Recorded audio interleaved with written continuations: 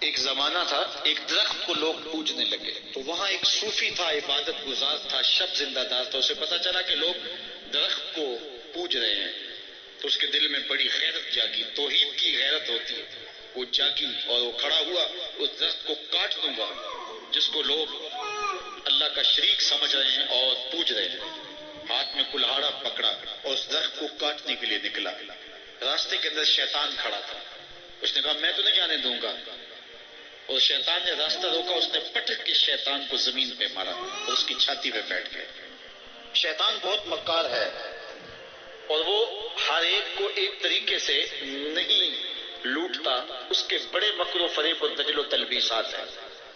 اس نے دوسرا طریقہ اختیار کیا. اس نے کہا جناب آپ عبادت گزار ہیں، تہجد گزار ہیں، شب زندہ دار ہیں، آپ درخت کو کاٹیں گے، لوگ آپ کے مخالف ہو جائیں گے، پھر آپ کو ان کے مقابل کھڑا ہونا پڑے گا اور سویرے شام لڑائی ہی لڑائی، آپ کی عبادتوں کے وقت میں خلل آئے گا.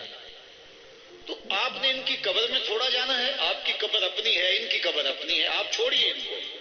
اور ساتھ ہی کہا کہ جب آپ مصلی اٹھایا کریں گے تو نیچے سے ایک درہم مل جایا کرے گا آپ کو، تو آپ اس سے اپنے کھانے پینے کا انتظام کر لیا کریں گے اور آپ فارغ البال بھی ہو جائیں گے. اس طرح باتوں میں لگایا اور وہ زاہد صاحب واپس آ گئے. نماز پڑھی، مصلی اٹھایا، درہم ملا، بڑے خوش ہوئے اور دلیلیں تراشنے لگے. واقعی مجھے کیا لگی، تمہیں غیر سے کیا، تم اپنی نبیڑو، تم اپنی قبر میں جانا ہے، جائیں وہ بھاڑ میں، مجھے کیا لگے، مجھے ان کے بارے میں کیا پوچھا جانا ہے. نمازیں پڑھتا ہے، ہر نماز کے بعد مصلی اٹھاتا ہے تو ایک درہم ملتا ہے. کافی دن گزر گیا، دل بھی آہستہ آہستہ مردہ ہو گیا. ایک دن مصلی اٹھایا تو کوئی درہم نہیں نکلا. پھر دوبارہ کلہاڑا اٹھایا، اٹھا، راستے میں پھر شیطان کھڑا تھا. کہا کدھر جا رہے ہو؟ کہا درخت کو کاٹنے جا رہا ہوں. شیطان نے کہا میں تو نہیں جانے دوں گا. اس کو تجربہ تھا کہ میں اس کو پٹک کے زمین پہ مارا تھا، یہ میرے سے طاقتور تو ہے ہی نہیں. اس نے پھر گریبان سے پکڑ لیا. شیطان نے پٹک کے زمین پہ مارا اور چھاتی پہ بیٹھ گیا. وہ زاہد صاحب پریشان ہو گئے، شیطان کو کہنے لگے کہ یہ کیسے ہوا، میرا تو تجربہ ماضی کا یہ تھا کہ میں طاقتور ہوں اور تم کمزور ہو، لیکن اب تم نے پٹک کے مجھے زمین پہ مارا. تو کہا صاحب اس دن تم اللہ کی رضا کے لیے جا رہے تھے، آج تم درہم کے لیے جا رہے ہو. تو جب عمل میں خلوص نہیں رہتا تو پھر عمل نہیں رہتا، عمل میں قوت نہیں رہتی، پھر سجدے بے روح ہو جاتے ہیں، نمازیں بے ذوق ہو جاتی ہیں، صفیں کج دل پریشاں، سجدے بے ذوق کہ وہ جذبے اندروں باقی نہیں. نماز، روزہ، حج، زکات سب کچھ ہے باقی مگر تو باقی نہیں. پھر سب کچھ چلتا رہتا ہے لیکن رسم ہوتی ہے. لا یبقى من الاسلام الا اسمہ ولا یبقى من القرآن الا رسمہ. پھر قرآن پڑھا جاتا ہے، رسم ہوتا ہے. قرآن دل کو پھر بدلتا ہے اس لیے کہ رسم ادا ہو رہی ہے.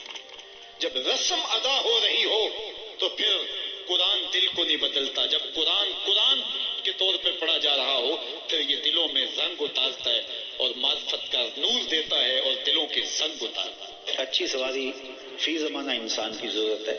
اس زمانے میں گھوڑا تھا، اس زمانے کے اندر موٹر سائیکل ہے یا جس کو اللہ نے آسودگی دی ہے تو وہ اپنی استطاعت کے مطابق گاڑی خرید لے تو اس کی ضرورت پوری ہو جائے. یہ انسان کی خوش بختی ہے. اور جب رب سے مانگ رہا ہو تو یہ مانگے. یہ کوئی تقویٰ نہیں بندہ کہے کہ یا اللہ مجھے گاڑی نہ دینا، میں پیدل ہی کھجل ہونا ہے، یہ کوئی بات نہیں ہے. یہ کوئی تقوی کے زمرے میں نہیں چیز آتی. اللہ مجھے اچھا گھر دے دے، کوئی حرج نہیں اس میں. اللہ مجھے اچھی سواری دے دے، اس میں کوئی حرج نہیں.